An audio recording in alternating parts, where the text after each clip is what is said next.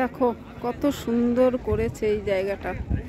আমরা প্রথম যখন এসেছিলাম তখন মাম কি ছিল, ঘাট টাট কিছুই ছিল না। ঘাট অবশ্য আগে নাকি ছিল, কিন্তু একটা ওই জল ছেড়েছিল, এটা ছিল ভাঙাচোরা ছিল, তার আগে ছিল, কিন্তু ওই এক বছর নাকি জল ছেড়েছিল, জল ছাড়াতে এই হয়ে গেছে।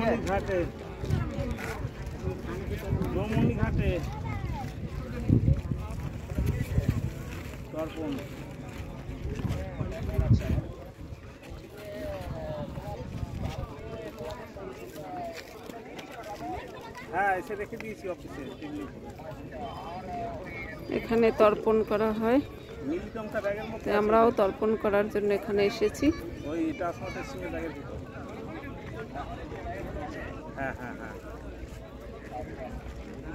মাথাও অনেকে মুন্ডন করে।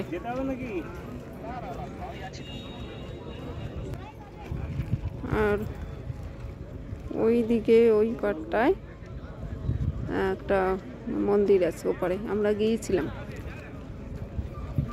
ওটা হচ্ছে দলমা পাহাড়, আমার ঘর থেকেও দেখা যায়।